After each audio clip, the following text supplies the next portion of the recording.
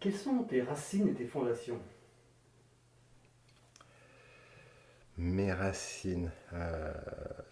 J'ai la chance d'être né dans une famille très soudée qui m'a donné les, euh, les bases de la vie, le bon comportement, le respect des autres. Et ça, ce sont mes racines. Mes fondations, c'est me construire moi-même. Aujourd'hui, elles sont vraiment fissurées. Euh, je suis plus très solide, mais cependant, elles existent, sont posées au sol, et c'est pouvoir m'élever intellectuellement et culturellement pour ça. Je cours pas après la richesse purement matérielle. Non, c'est pas moi. Tu viens d'où en fait? Tu es du coin ou tu viens d'une autre Je, région? je suis lyonnais. Je suis lyonnais. Je suis né à Lyon. Euh, j'ai glissé dans le sud il y a quelques. Ça fait 15 ans que je suis à 16 ans. Enfin, 2003, je suis arrivé à Metz. Euh, mes racines sont lyonnaises et dauphinoises. Du côté de mon papa et du côté de ma maman, niçoise. Donc je suis un homme et du sud et de Lyon. Donc je me rapproche un peu du sud. C'est vrai que euh, le sud, la luminosité du ciel, la chaleur, c'est très très fort. C'est plus sympa qu'à Lyon. Et qu'est-ce que tu peux nous raconter de tes parents? Mes parents étaient instituteurs en activité. Mon papa était le directeur d'une très grosse école de la région Rhône-Alpes. Ma maman était institutrice. Euh, Ils ont su me transmettre des connaissances et des savoirs importants. Des souvenirs, j'en ai encore, anciens, ceux-là je les ai. Je me souviens qu'enfant, on partait en vacances avec une voiture et une caravane, et mes parents m'avaient emmené dans toute l'Europe, et je me suis toute l'Europe, plus principalement l'Europe du Nord, et je me suis tapé tous les musées possibles et imaginables. Et quand je rentrais de vacances, mes copains ils me racontaient leurs histoires à la plage et toutes ces choses-là. Je me disais, putain, ils ont de la chance. Et bien plus tard, quand j'ai pu utiliser les connaissances qu'ils m'avaient transmises sur la peinture, sur les artistes, sur ces choses-là, je me dis c'est génial parce que moi j'ai vu j'ai vu pas à travers un papier ou un écran, j'ai vraiment vu leurs œuvres, voilà.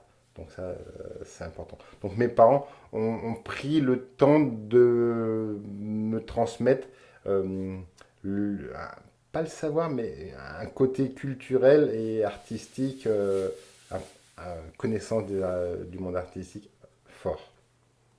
Et au-delà de cette connaissance qu'ils t'ont appris, qu'est-ce que tu as appris d'eux, de tes parents?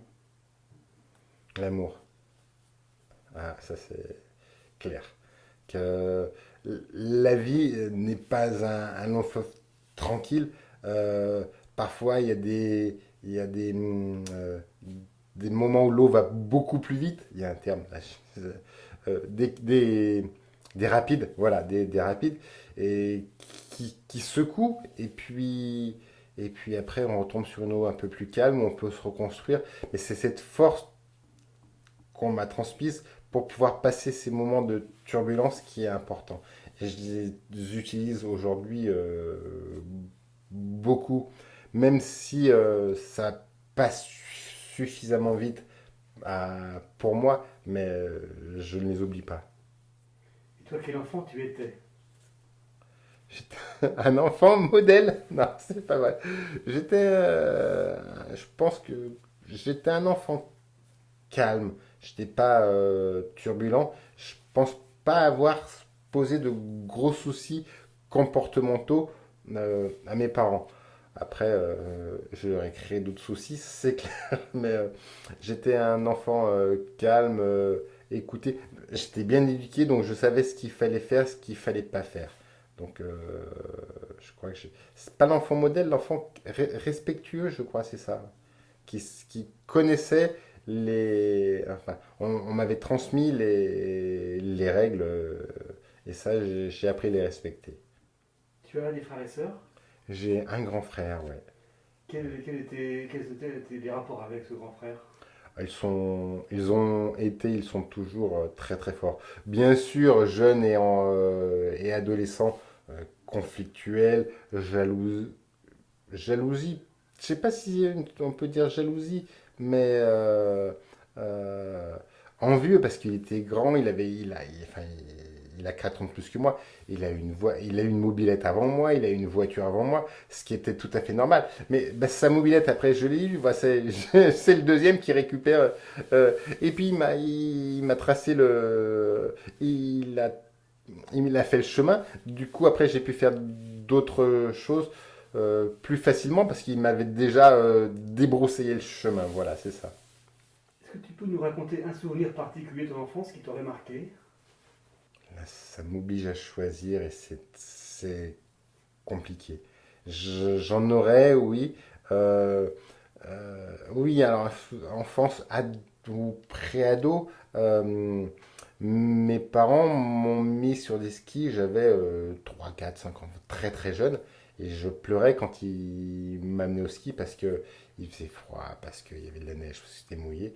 Et après, quand je suis devenu un peu plus grand et adolescent, où je skiais bien, je pleurais parce qu'on n'allait pas assez souvent au ski, voilà quoi, c'est ce côté-là. Et là, c'est cet aspect-là où ils m'ont accompagné, pas forcé, mais accompagné à faire des activités. Et je pense que le sport que j'ai fait derrière, petit, j'ai bien compris qu'on ne fait pas un sport 2 mois, puis après on fait autre chose. Si on veut pratiquer un sport ou une activité, quelle qu'elle soit, comme il faut avoir le temps de la découvrir, de l'apprendre et de se perfectionner dans la pratique. Durant ta scolarité, quel élève tu étais? Quel élève j'étais? Question piège. Euh, J'étais un gros fainéant. C'est-à-dire que euh, j'avais un an d'avance et j'ai jamais eu à travailler pour avoir des bonnes notes. Donc c'était facile. Arrivé en seconde, où il faut un petit peu travailler, je ne savais pas faire. Donc en seconde, je me suis planté. Et en fin d'année, il me proposait ou d'aller. Je voulais aller en S, il me proposait d'aller en B ou en G. Et moi, j'ai dit, bon, j'ai un an d'avance, j'ai redoublé. Et puis l'an prochain, j'irai en S, quoi, parce que c'était ce qu'il fallait faire, S scientifique. Ma deuxième année de seconde fut pire que ma première année de seconde. Et, et à la fin de l'année, c'était ou G ou la porte. Donc, puisque j'ai eu le choix, je suis allé à Angers, qui était l'image du bac poubelle, de ce qu'il fallait pas faire. Et ben finalement, j'ai découvert l'économie, le droit, la comptabilité, tout un pan de connaissances que je n'avais pas et qui m'a permis de me projeter sur autre chose derrière. L'économie, quand j'ai commencé à apprendre l'économie, j'ai trouvé ça superbe, génial. C'était fantastique. Bon, le droit à prendre des arrêtés, enfin, euh, c'était un peu plus rébarbatif. La comptabilité, ouais, c'est bien gêné, mais on s'aperçoit que ça peut nous servir quotidiennement. Puis dans mon travail, euh, mes bases comptables, mes connaissances me servaient beaucoup pour accompagner les clients. Parce qu'ils me parlaient de leur activité, de leur bilan, de leur compte de résultat. Je comprenais tout. Et quand tu étais enfant, est-ce que tu rêvais de faire un métier particulier? Cosmonaute. Ouais, oui, mais comme beaucoup d'enfants qui rêvaient d'aller dans les étoiles, j'avais cosmonaute ou chanteur. Mais bon, cosmonaute, il fallait travailler à l'école. Bon, j'ai bien compris que mon côté un peu glandeur ne me permettait pas d'y arriver. Puis intellectuellement, faut y aller. Chanteur, si je suis dans le sud, c'est qu'il fait beau et j'ai pas envie que les nuages me rattrapent. Enfin, qu'il pleuve, quoi. Voilà.